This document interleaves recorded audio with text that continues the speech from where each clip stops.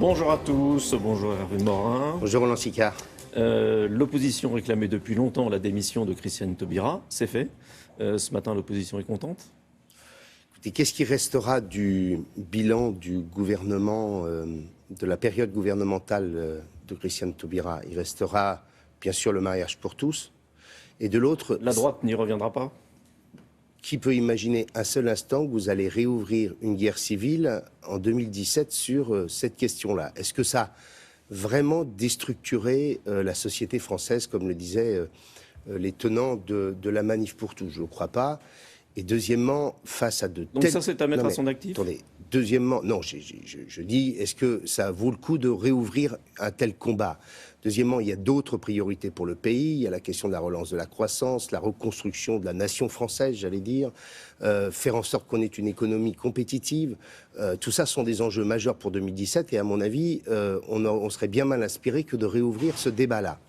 En revanche, si vous regardez le bilan en matière de justice, est-ce que la délinquance des mineurs a été mieux combattue? Est-ce que l'exécution des peines est mieux assurée? Est-ce que la chaîne pénale fonctionne bien? Vous savez qu'il y a aujourd'hui, dans beaucoup de tribunaux, des peines de prison de moins d'1 an qui ne sont jamais exécutées. Bref, face à tous ces sujets-là, le bilan est mauvais. Et je crois que c'est ça que retiendront les Français. Est-ce que son successeur vous paraît mieux à sa place, mieux prêt pour affronter ces défis-là? Écoutez, son successeur aura d'abord et avant tout à assurer la fin du quinquennat. Ne racontons pas d'histoire. Quand il reste un peu plus d'1 an de gouvernement, un successeur, il est là pour quoi? Il est là pour simplement assurer la continuité des choses et faire en sorte qu'on fasse évoluer ou qu'il fasse évoluer les choses à la marge. Mais engager une nouvelle transformation du code de procédure pénale, tout ça serait folie. On vit déjà dans une instabilité juridique, une instabilité pénale dont la justice française crève. Et donc il faut absolument éviter ce genre de choses. Christiane Taubira est partie sur la déchéance de nationalité. Manuel Valls a présenté le projet hier. On ne parle plus de binationaux. Est-ce que c'est un compromis qui vous satisfait? Vous voyez bien que c'est une révision constitutionnelle pour rien. Il faut d'abord dire à vos téléspectateurs que la déchéance de la nationalité française existe dans le Code civil. C'est les articles 23.7, je crois, 23.8 et 25 du Code civil.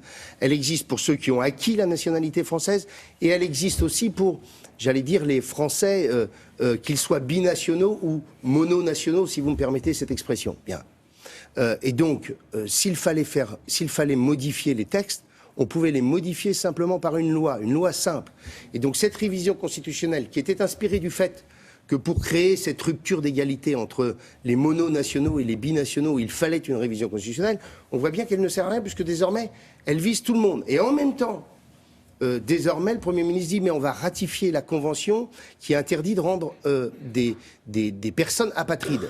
Et je suis de même avis, on ne peut pas rendre des personnes apatrides. Mais il y a un autre sujet qui pour moi, lui, est central. C'est toute la question de la possibilité de déchoir de la nationalité française celles et ceux qui combattent en Syrie, en Irak, en Libye, qui font le djihad. Ceux-là, il faut avoir la possibilité de les déchoir de la nationalité française, qu'ils ne puissent pas revenir sur le territoire national.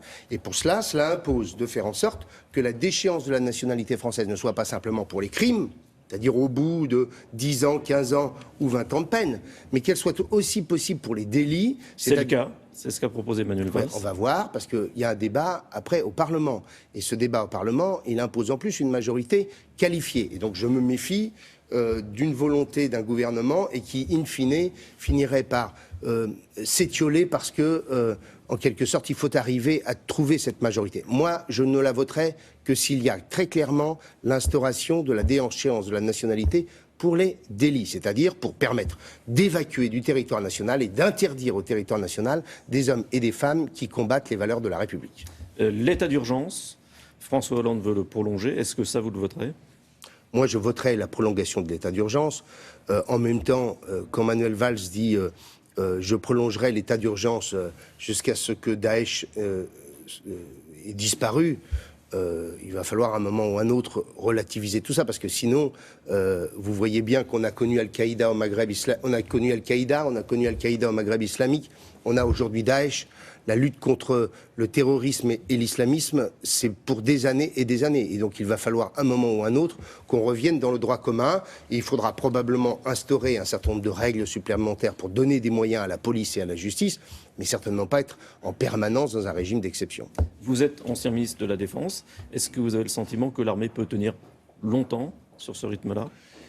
Il est clair que l'armée française devait être là pour assurer la sécurité de nos compatriotes. En même temps, des niveaux de déploiement sur le territoire national aussi élevés, les régiments de l'armée de terre, du moins les régiments de l'armée française, ne tiendront pas éternellement. Il faudra, un moment ou un autre, permettre aux régiments de se préparer, de s'entraîner, et donc de retrouver des niveaux d'intervention plus faibles. Le chômage, il est une nouvelle fois en hausse au mois de décembre. Est-ce que ça justifie le plan que François Hollande a annoncé la semaine dernière ? Oui, ça le justifie pour qu'il soit au rendez-vous de l'engagement qu'il a pris. En clair, vous voyez bien que ce que propose François Hollande, ce sont des stages, des formations qui ont d'abord et avant tout un seul objectif, qui est celui de réduire comptablement le niveau du chômage. Il compte sur les régions. Croyez-vous Est-ce que les régions, vous êtes président de région, oui, vont participer ? Mais Roland Sicard, moi je suis dans une région où il y a 10 000 places d'apprentis qui ne sont pas pourvues. Là où on sait que c'est un des moyens les plus efficaces pour réussir une insertion professionnelle, plutôt que d'aller vers des stages parking de 10 semaines.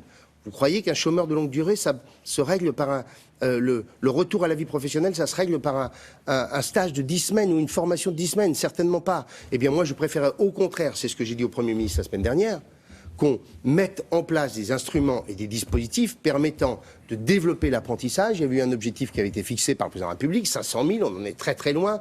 L'apprentissage s'est effondré depuis 4 ans pour faire en sorte que plus de jeunes puissent réussir grâce à des formations par alternance dont on connaît le succès. Merci. Merci. William, c'est à vous. Oui, merci messieurs. L'actualité du cinéma